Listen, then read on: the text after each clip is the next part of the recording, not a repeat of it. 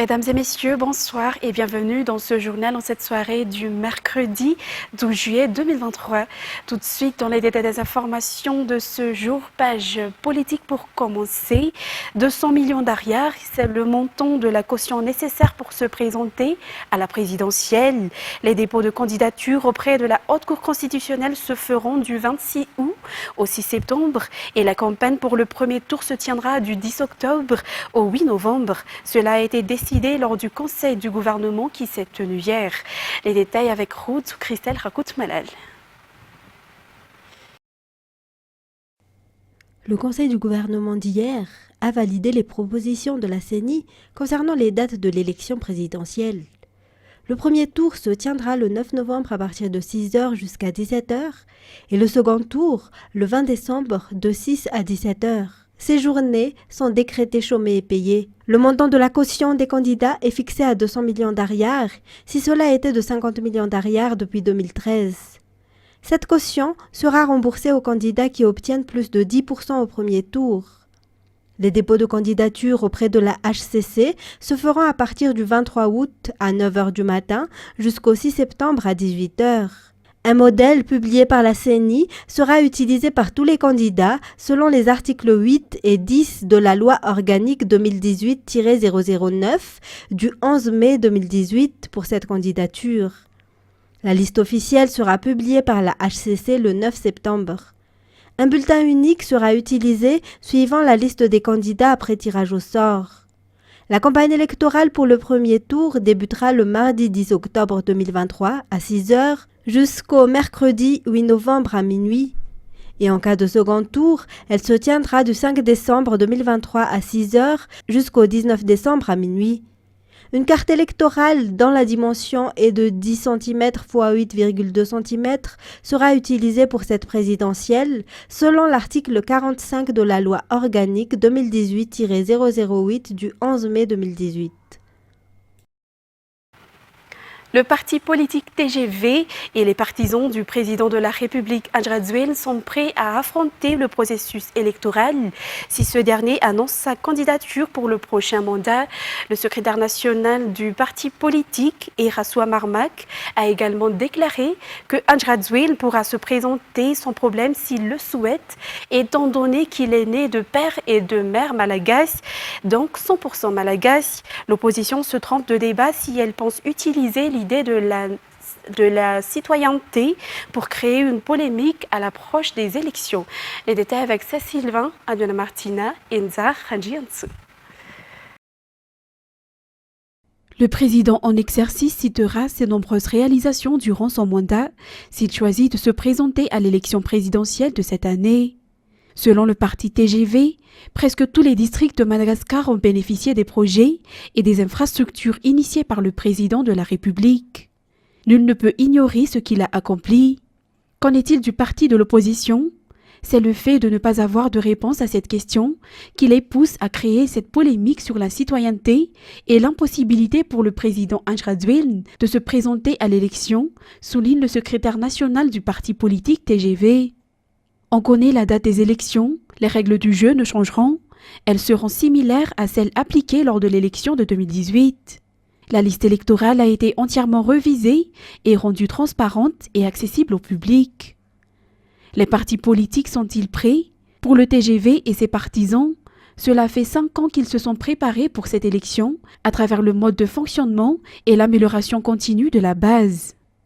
Il y aura prochainement un congrès du parti politique TGV, selon l'annonce faite par le secrétaire national de la partie et également gouverneur de la région d'Ananamang. À ce moment, ce parti politique publiera une déclaration commune concernant l'élection qui se tiendra le 9 novembre. Dans un tout autre sujet, maintenant, après 24 heures de coupure, les habitants de la soixantaine de quartiers de la capitale qui en ont été victimes n'ont pu bénéficier de l'eau venant de la Jirama que vers 10 heures ce matin.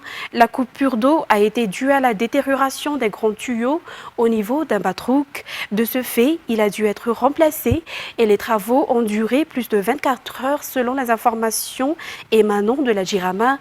L'approvisionnement en eau a commencé à se rétablir vers midi si la partie haute de la ville rencontre encore quelques problèmes. Les détails avec Andiana Martina, Nzara Jiansu et Sech Anjianabu. La file de bidons jaunes a été longue au niveau du quartier d'Apanjana Est, dans le 3e arrondissement ce matin vers 10 heures, quand l'approvisionnement en eau commençait à se rétablir au niveau des bornes publiques. Les habitants du quartier ont pris de l'eau au niveau d'une source toute la journée d'hier et ce matin. De l'eau qu'ils achetaient encore à 1500 ariars, selon cette mère de famille. Elle avait hâte que l'eau revienne, car la coupure perturbe leur quotidien, affirme-t-elle. Elle a été la première à être venue s'approvisionner auprès de la fontaine publique dès que l'eau est revenue. Outre à Panjana Est, une 60aine de quartiers de la capitale ont été victimes de cette coupure d'eau hier toute la journée. Une coupure due à la détérioration d'un grand tuyau principal au niveau d'un batrouk. Les travaux de remplacement du tuyau ont rencontré quelques difficultés et ont duré toute la nuit. Le remplacement du tuyau n'a été achevé que ce matin. L'approvisionnement en eau s'est rétabli petit à petit dans ces quartiers. Néanmoins, du fait du manque de puissance, le débit de l'eau reste encore faible et n'arrive pas encore au niveau des quartiers hauts comme Indoual, Indafavaraj, Intannarin, Insarvoul et leurs environs. Les camions-citernes y ont été dépêchés pour les approvisionner. Environ 125 maisons sont en danger dans les Fukutans d'Ikiand et de Tsaras dans la commune d'Amboimagakeli. En effet, ils risquent d'être écrasés par de gros rochers, l'un pesant 200 tonnes et l'autre 2000 tonnes. Le BNJRC, Bureau national de gestion des risques et des catastrophes, a commencé la démolition de ces rochers aujourd'hui, des travaux qui vont durer 3 semaines. Fadjisen Amirez sur les images de Yves Janelli.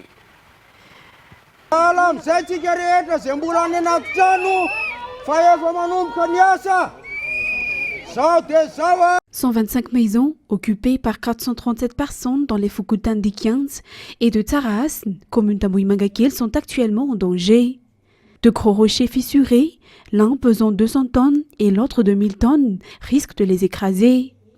Après les doléances des habitants, la commune d'Amboimagakeli a sollicité l'aide du BNJRC, Bureau national de gestion des risques et des catastrophes, qui a procédé aujourd'hui à la démolition de ces rochers. Les résidents qui sont en danger seront temporairement déplacés pendant les travaux de démolition des pierres. Il y a une coopération avec les forces de sécurité pour garder les maisons et les biens des résidents. Les travaux dureront 3 semaines selon les informations.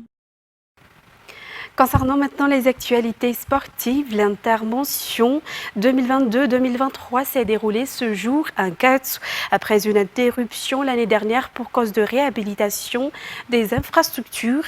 Cela a repris ce jour selon le directeur des sports et de la culture auprès de l'université d'Ankatsu. Ce jour, c'était la finale pour le basket, le foot et le volleyball. Les participants sont des représentants des étudiants de chaque mention, notamment la sociologie, la Polytech et l'ENS. Toujours selon le directeur des sports et de la culture, les étudiants sont appelés à faire du sport car le sport aide à ouvrir l'esprit. En ce qui concerne maintenant les actualités internationales en Ukraine, pour commencer, Volodymyr Zelensky a rencontré aujourd'hui les dirigeants de l'OTAN au 2e jour d'un sommet en Lituanie, lors duquel ceux-ci ont affirmé que le futur de l'Ukraine était au sein de l'Alliance, mais n'ont pas répondu à la demande du président ukrainien de communiquer un calendrier précis. France 24. L'Ukraine, 33e membre de l'OTAN. Pas encore une réalité, mais un vœu répété par Volodymyr Zelensky devant une foule parée de drapeaux jaunes et bleus en plein centre-ville de Vilnius, mardi. Je suis venu ici avec la foi dans la solution, avec foi dans nos partenaires, avec foi en une OTAN forte. L'OTAN assurera la sécurité de l'Ukraine. Quelques heures plus tôt, le président ukrainien adoptait un ton pourtant bien plus critique, une façon d'accentuer la pression sur les membres de l'Alliance. Il semble qu'il n'y ait aucune volonté ni de donner à l'Ukraine une invitation à l'OTAN, ni d'en faire un membre de l'Alliance. Le poids des dirigeants allemands et surtout américains, soucieux d'éviter toute implication directe de l'Alliance face à la Russie, a fait pencher les alliés vers une approche prudente. La perspective de l'adhésion de Kiev est réaffirmée, sans calendrier précis. Nous allons lancer une invitation à l'Ukraine à rejoindre l'OTAN lorsque les alliés seront d'accord et lorsque les conditions seront remplies. Il s'agit d'une proposition solide pour l'Ukraine et d'une voie claire vers son adhésion à l'OTAN. L'OTAN multiplie les gestes à l'égard de Kiev. Une procédure d'adhésion simplifiée et la promesse d'un plan d'aide de 500 millions d'euros, notamment destiné à améliorer l'interopérabilité entre armées de l'Alliance et forces ukrainiennes. Les membres du G7 doivent eux s'engager aujourd'hui sur des garanties de sécurité, en clair le renforcement de leur soutien militaire au profit de l'Ukraine. Le même jour, un premier conseil OTAN-Ukraine, lors duquel Kiev fixera l'ordre du jour, doit se réunir. En marge de ce sommet, Volodymyr Zelensky rencontrera plusieurs dirigeants, dont son homologue américain, Joe Biden. Alors que l'Espagne est confrontée à une nouvelle vague de chaleur estivale et une sécheresse exceptionnelle, les sans-abri de la capitale doivent faire face aux températures avoisinant les 38 degrés. Reportage sur les images de France 24. Les Madrilènes à la recherche d'un peu de fraîcheur. Avec des températures avoisinant les 38 degrés, les habitants de la capitale suffoquent. On ressent comme un manque d'oxygène. Et là, ce matin, c'est horrible, horrible. Une vague de chaleur particulièrement difficile à vivre pour les personnes sans abri. Certaines ont fui le soleil brûlant pour trouver refuge dans ce centre d'accueil. Vous devez passer votre temps dans la rue, dans un parc, simplement parce que vous n'avez pas de toit, afin de ne pas avoir trop chaud, parce que la chaleur vous tue. Face à la chaleur, le centre a adapté son aide aux sans-abri. Nous avons mis en place des points pour que les personnes puissent s'hydrater davantage au cours de la journée. Elles peuvent accéder à la salle et à la douche pour se rafraîchir. Alors que l'Espagne est en première ligne du réchauffement climatique en Europe, les autorités locales tentent de mieux protéger la population des chaleurs extrêmes. À Barcelone, la municipalité a désigné 200 abris climatiques où les habitants peuvent se rafraîchir. Des bâtiments publics avec de l'air conditionné comme cette bibliothèque. Nous nous rendons compte que les températures augmentent et que nous devons fournir aux personnes qui n'ont pas de confort thermique chez elles des installations où elles peuvent se sentir plus à l'aise. Donc dans ce sens, nous profitons des bâtiments que nous avons déjà dans la ville et des parcs et jardins.